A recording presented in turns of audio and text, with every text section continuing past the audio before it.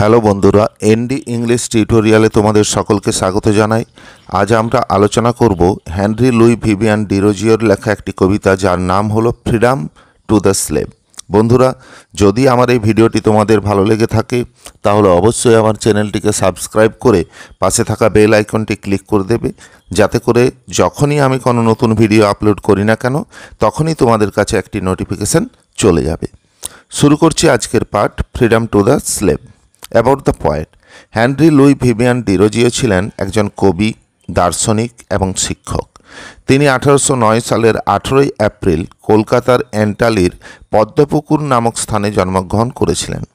তার বাবা ফ্রান্সিস ডিরোজিও ছিলেন একজন পর্তুগিজ এবং তার মা সোফিয়া জনসন ডিরোজিও ছিলেন একজন ইংরেজ মহিলা।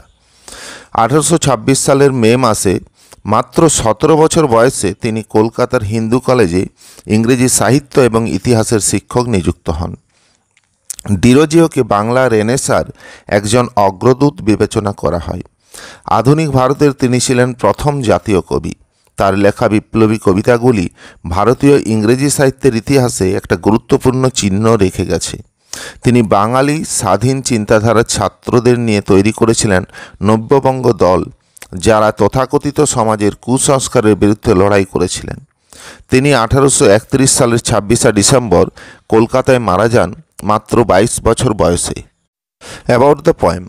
ফ্রিডম টু দ্য স্লেভ হলো হেনরি লুই ভিভিয়ান ডিরোজিওর লেখা একটি কবিতা। এই কবিতাটি তিনি লিখেছিলেন 1827 সালে, যখন তার বয়স ছিল মাত্র 17 বছর।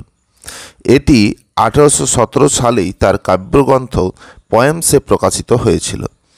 এই সময়ে ইংল্যান্ডে দাসপ্রথার প্রচলন ছিল।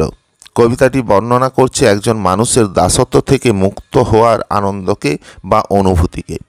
কবিতাটির মধ্য দিয়ে তিনি দাসত্বের ভয়ঙ্কর দিকের একটি পরিষ্কার ছবি তুলে ধরার চেষ্টা করেছেন।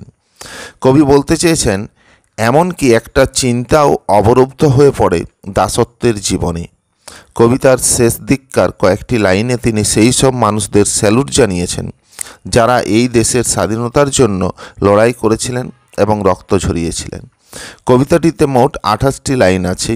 এটি একটি মাত্র পংক্তি হিসাবে লেখা হয়েছে এবং এতে একটি লাইন আয়াম্বিক টেট্রামিটারে, তো পরের লাইনটি আয়াম্বিক ট্রাইমিটারে রয়েছে। তথাপি চারটি লাইন মিলে একটি কোয়াট্রেন তৈরি করেছে এবং একটি মাত্র বিষয়কে তুলে ধরেছে। দ্য পোয়েম স্টার্টস নাও।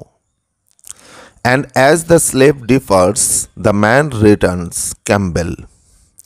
ক্যাম্বেলের লম্বা কবিতা the pleasure of hope part 1 থেকে এই এপিগ্রাফকে নেওয়া হয়েছে।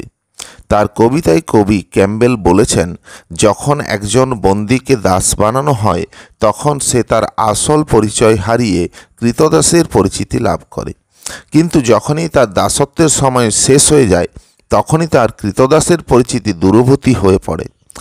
তার অন্তরের স্বাধীনতা প্রিয় মানুষটা তখন জেগে ওঠে। How felt he when he first was told a slave he ceased to be. প্রথম লাইনে এনাফোরা ব্যবহার করা হয়েছে। সিজড কথার অর্থ শেষ হওয়া। How proudly beat his heart when first he knew that he was free. এই লাইনেও এনাফোরা ব্যবহার করা হয়েছে। বিট কথার অর্থ হচ্ছে হৃদস্পন্দন। একজন কৃতদাসের কীরকম অনুভূতি হবে যখন তাকে প্রথম বলা হবে যে তার দাসত্বের অবসান হয়েছে? কত গর্ব ভরে তার হৃদস্পন্দন চলতে থাকবে যখন সে প্রথম জানতে পারবে যে সে স্বাধীন।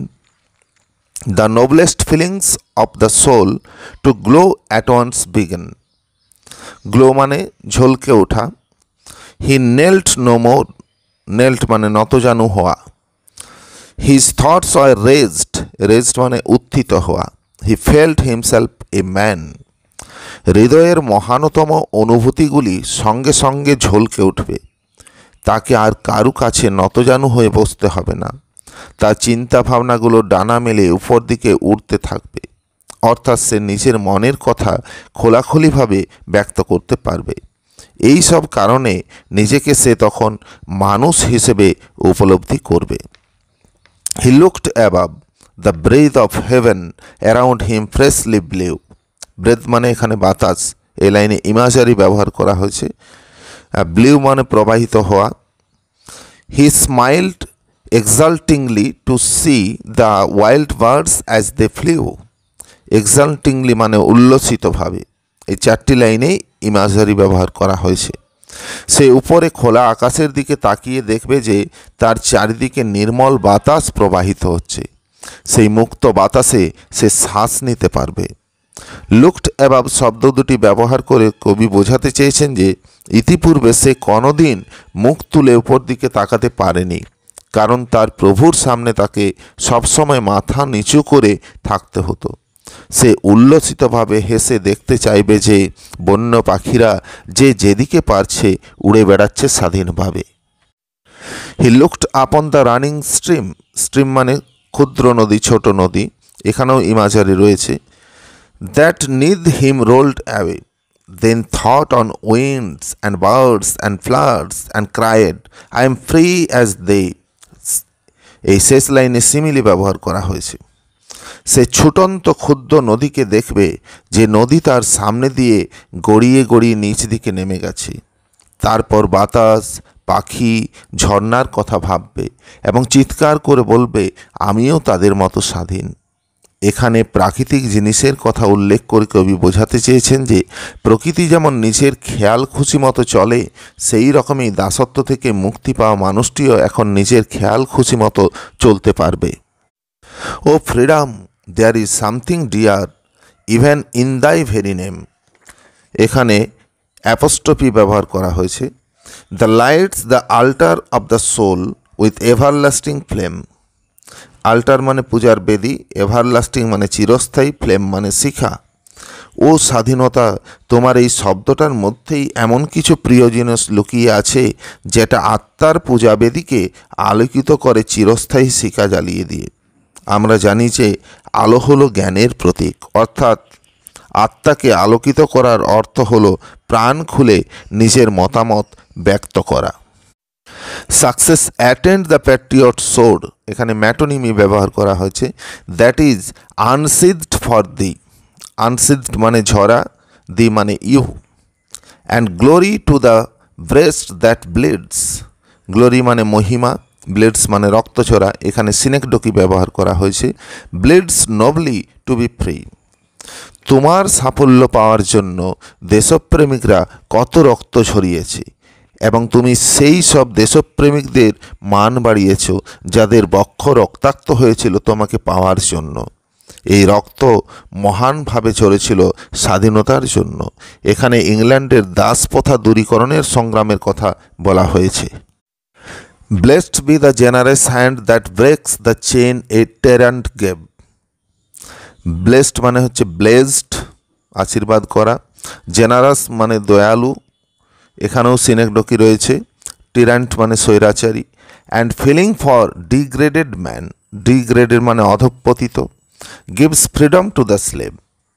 আশীর্বাদ করো সেই সব সদয় ব্যক্তিদের হাতগুলোকে, যে হাতগুলো স্বৈরাচারী শাসকের পরানো শৃঙ্খল ভেঙে দিয়েছে এবং অধঃপতিত মানুষের দাসত্বের অনুভূতিগুলিকে দূর করেছে।